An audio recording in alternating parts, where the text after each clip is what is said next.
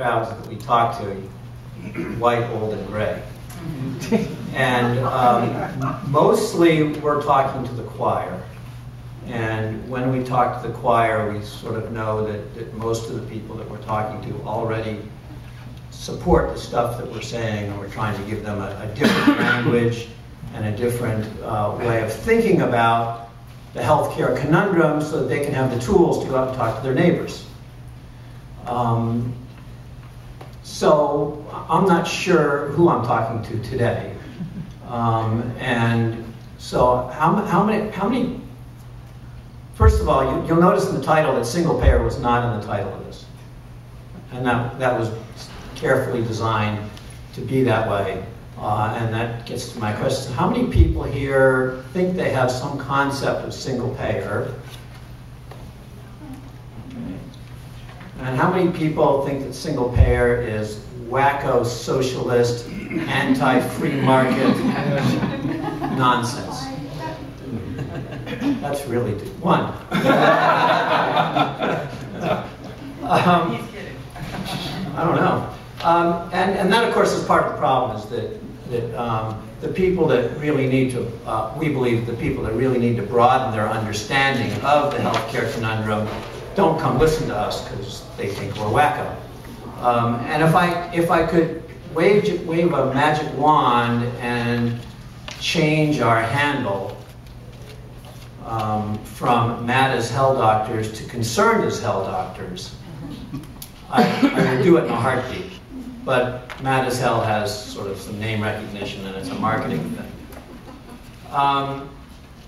So the reason I've been talking less and less about single payer as time goes on, for a number of reasons. And one of them is that it starts with S, as does socialism.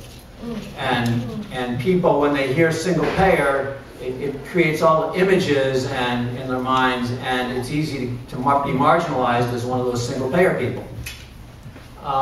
So what I prefer to do is focus on what really matters.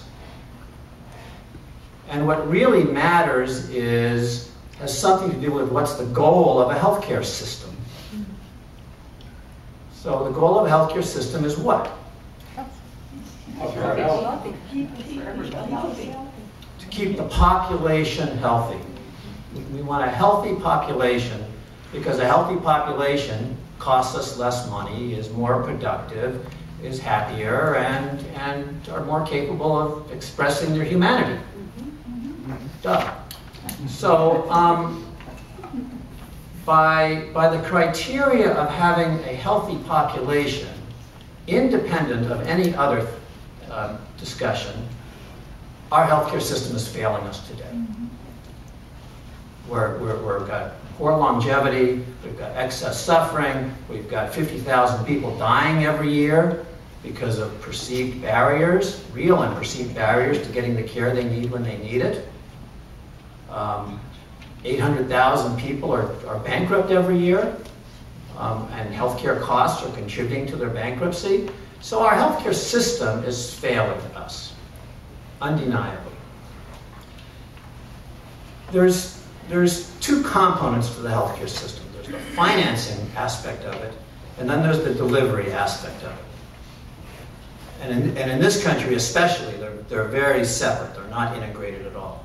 And if you think of how we finance healthcare in this country, what we do better than any other country in the world is we divide the population up into risk pools. And the reason we divide the population up into risk pools because our whole financing system is based on this health insurance model that for historical reasons is employer-based, largely.